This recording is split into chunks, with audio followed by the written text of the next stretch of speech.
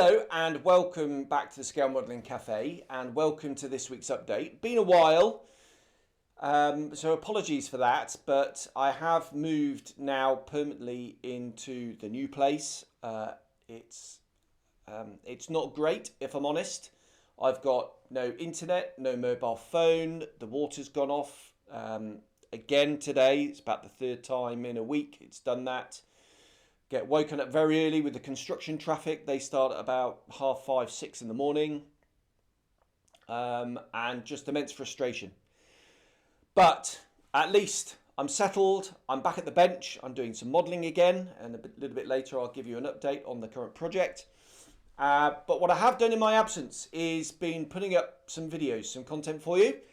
Actually, quite a lot, as it's turned out, because of the time of year. It's the new year. And lots of the manufacturers have been doing their 2024 releases. And it's a very exciting time for the hobby. All the manufacturers, all the major manufacturers have done theirs now. Your Airfix, Edward, companies like that. Nothing formal from Trumpeter or Hobby Boss yet. There was the usual leaked page from the catalogue. Just a couple of pages, a bit fuzzy, poor quality, but you know, we could pick the bones out of some of the cool stuff that's coming out from there. Qatari announced a ME109K4 in 32nd scale, so that was very exciting. Had the usual comments, both in reaction to my video and on the Facebook page and all the other Facebook pages and forums. The usual moan about price and there's no engine. Personally, I think that's an utter nonsense. It's a quality kit. It's less than £100. The Tamiya kit is what, 120, 130 odd pounds now. That comes with an engine. A lot of the wiring's missing. The engine is undersized to fit under the cowlings, although it looks pretty good to be fair. And Qatari have not gone down that route. They're a much smaller company. And they've priced it at a fair price that they think that they'll sell enough of, and hopefully enough to invest back into the company to expand the range. So as far as I'm concerned, 90 odd pounds for a Qatari Spitfire or 109K4. We don't know the pricing of it. I'm imagining it's going to be about the same. I think it's fair for the quality of the kit that we will be getting. And if you don't agree, you don't have to buy it at the end of the day. So, yeah, it's up to you. Anyway, sorry, bit of a tangent, but it irritates me with these people with opinions like that. But people are entitled to them. Okay, other content that I've been putting up is I've started putting up some more of my favourite kit videos. So kits from the cabinet. The last one that went up was the Academy P38 in 72nd scale. It's a lovely kit. I go into detail in what I did with it, a little bit of extra detailing. Obviously it's been riveted, a little bit of battle damage with a feathered prop, and really enjoyed making that one. That was in, I can't remember what magazine that was in now. I think the Weathering magazine, but I could be wrong. Yeah, can't remember now. Anyway, so you can go and watch that if you haven't seen that already. I've got some more to be trickling out in the over the coming months. The F14 video is all edited, narrated, music done, and it's all uploaded to YouTube. That will go out over Ramadan. Ramadan for me starts, well, Ramadan starts in 5 weeks. I'm actually going to be working the first week and then taking an extra week at the end. So I've got 5 weeks off over Ramadan, and that project will be going up then. I've delayed it on purpose because I just want some continuity on the channel. I know lots of you have been asking when is it coming out, but there you go. So middle of March that will start, and I'm really looking forward to getting your reaction on that because it's one of my favourite builds that I've done. That was that. Anything else going? Yes, some reviews. So I've done a review of the Trumpeter Fulmer. Really nice kit in the box. 1 or 2 accuracy issues. Kind of par for the course with Trumpeter and Hobby Boss, unfortunately. However, they're relatively minor. One that will be a little bit noticeable, I think, is the canopy, which is beautifully clear. It's just nudged the microphone. Sorry about that if you heard that. Right, so the canopy, the radius in the corner should be a lot smoother. They've actually done it quite sharp. It's not quite on an angle, but that radius is way too small. So it just makes it look more angular, which is a bit of a shame. I'm just wondering if someone could do a vac form canopy. All right, it's not going to match the contours of the fuselage, but you could certainly round those off and then restore the detail and then have the canopy open, and it won't be as noticeable. So that would be one potential solution. They've missed off the catapult spools and a few other minor little bits and pieces, but easily scratch built. But essentially, it's a really nice kit. That is coming to the channel. I've got all the photo etch. I've explained this in a previous video, but I've got all the photo etch for that, and it will be built when I come back from Ramadan. It's going to be one of the projects that I want to smash into quite quickly.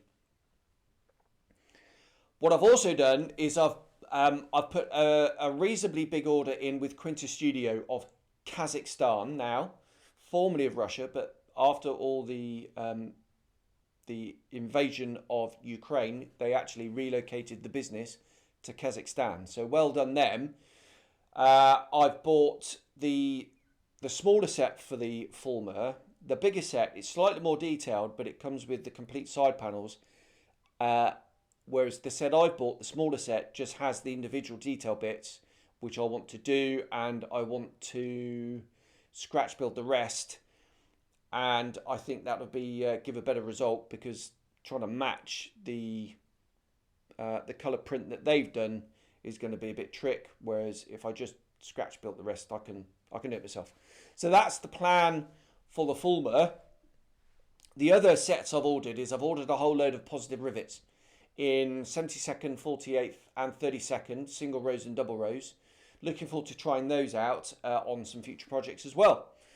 Talking of which, I've got the Tamiya ME109 with the HGW positive rivet set, so that'll be an interesting comparison to use on that. Right, other reviews.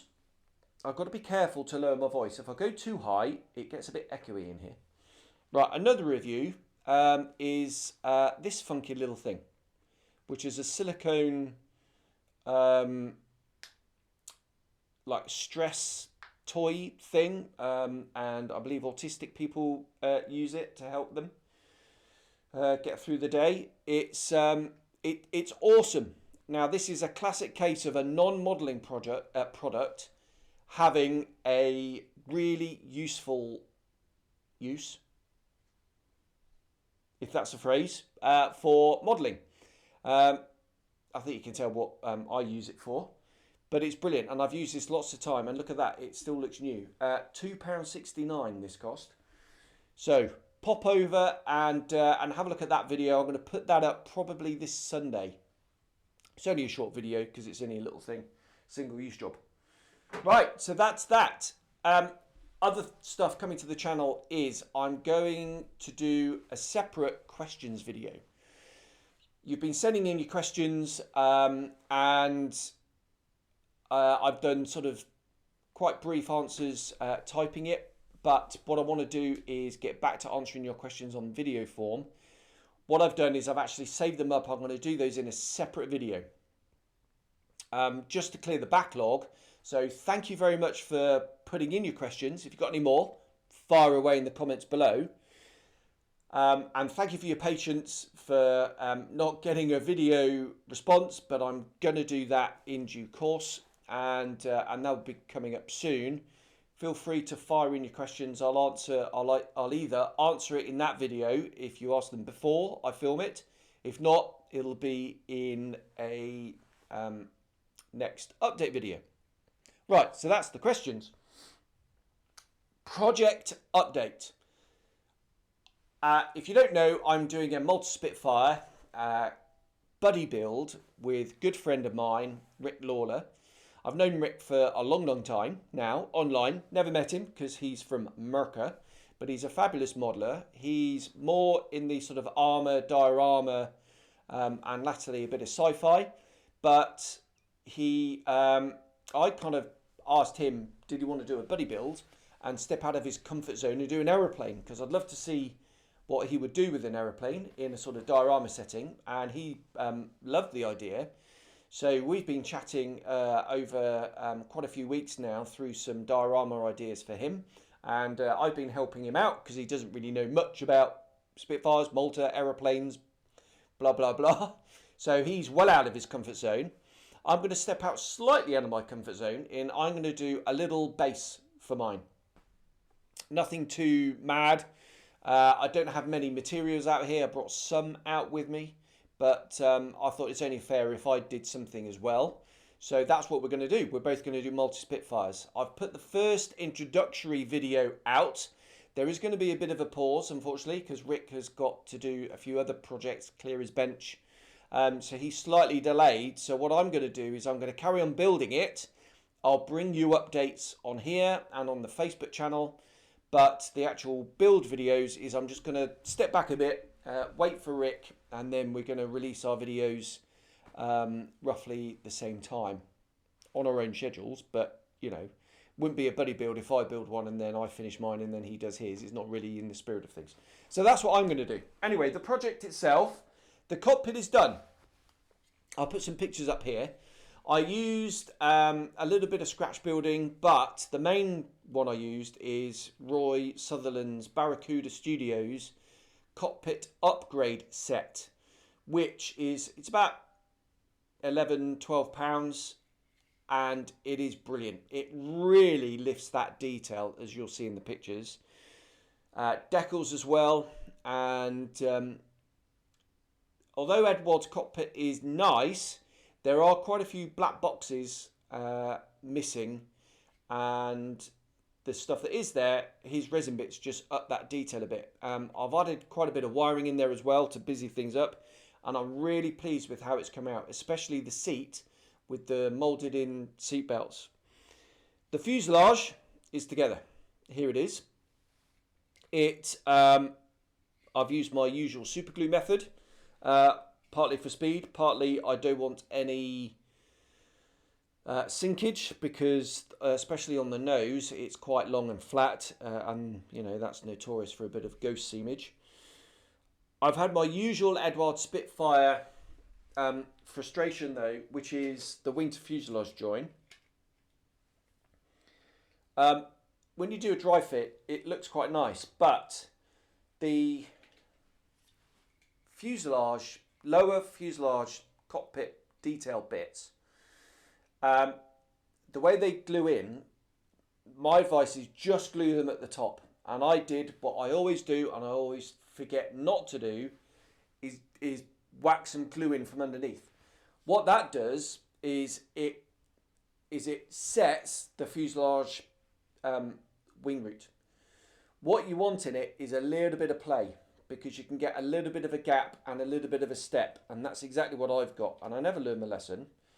The one on the right hand side's really quite good though, but the one on the left I've definitely got a step. The wing is higher.